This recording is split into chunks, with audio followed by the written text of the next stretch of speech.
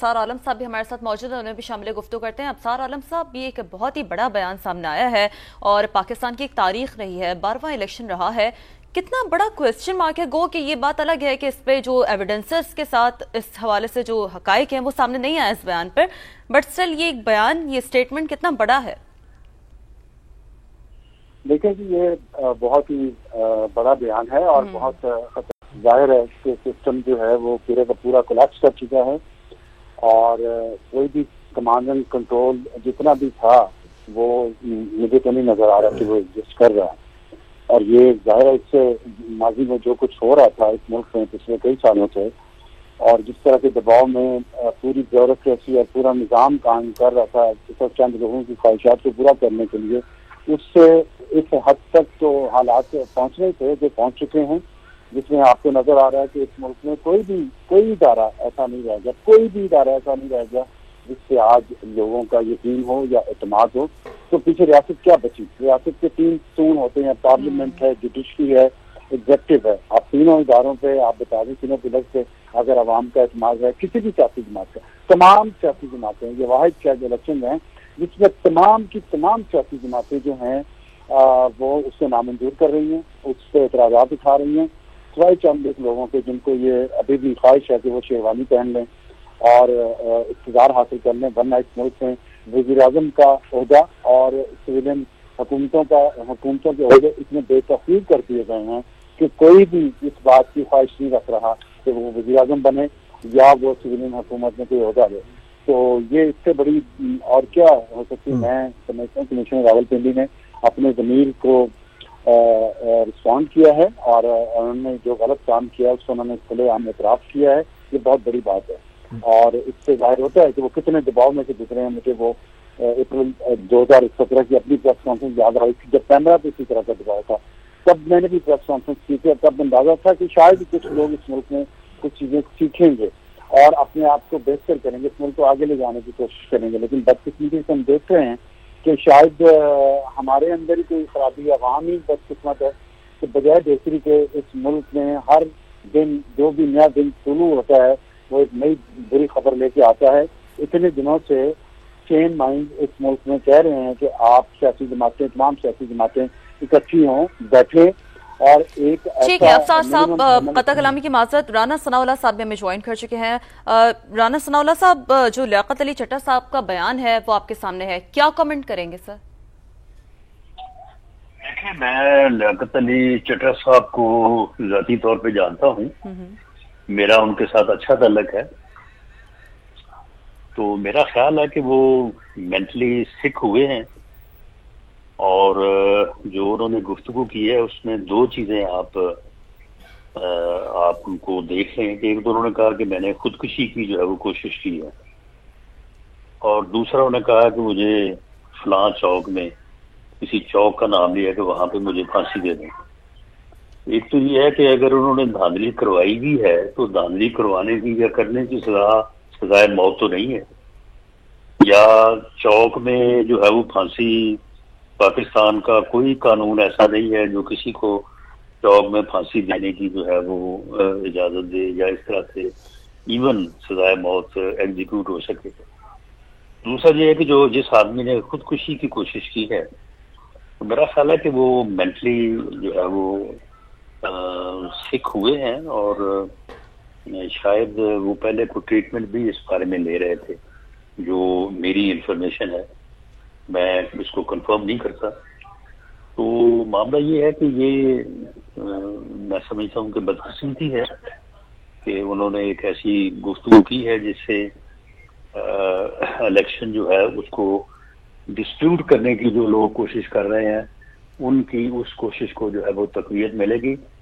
बाकी इसमें सबसे पहले जो है वो लियाकत चट्टा साहब को हॉस्पिटलाइज किया जाना चाहिए, कोई साइकाट्रिस्ट जो है वो उनका ज़हनी सेहत का जो है वो मुआयना करे और उसके बाद फिर बात आगे चलनी चाहिए। अगर वो ज़हनी तौर पे बीमार पाए जाएं तो उनका इलाज होना चाहिए और अगर वो दुरुस्त पाए जाएं या उनके इल्ज़ामात में कोई अगर हकीकत है तो इलेक्शन कमीशन को चाहिए कि इस बारे में जो है वो इंक्वायरी करे।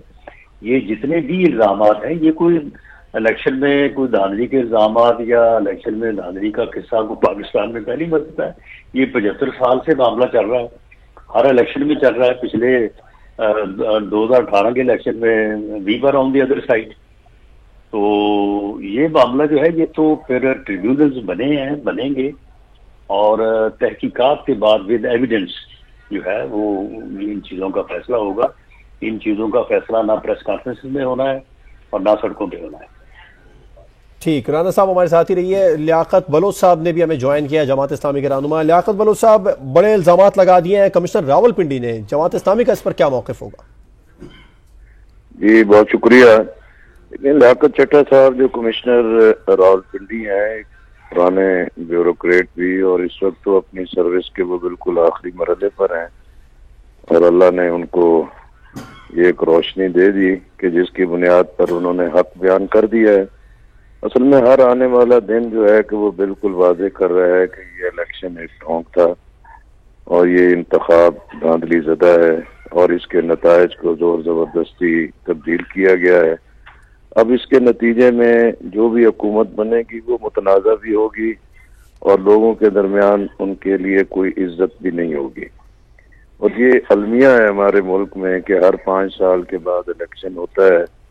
जो माजी के पसंदीदा होते हैं वो रिजेक्ट हो जाते हैं और नए लोग आलाकारी के लिए तैयार होते हैं। जब तक सियासतदान और सियासी जमातें अपने इस असलूब को नहीं तब्दील करेंगी तो ये पाकिस्तान के अवाम के साथ यही खिलवाड़ जारी रहेगा। और अब इस वक्त 3 ज़रूरतें हैं बुनियादी। पहली चीज़ तो ये है कि इलेक्शन कमीशन ऑफ पाकिस्तान अपनी नाकामी तस्लीम करे और मुस्ताफ़ी हो। निगरान वज़ीर आज़म जो निगरान हुकूमतें अपने टास्क में, अपने जॉब में नाकाम रही हैं, वो एक रेफरेंस भेजें सुप्रीम कोर्ट के, जहां अदालती कमीशन बने जो आज़ादाना तहकीकात करे।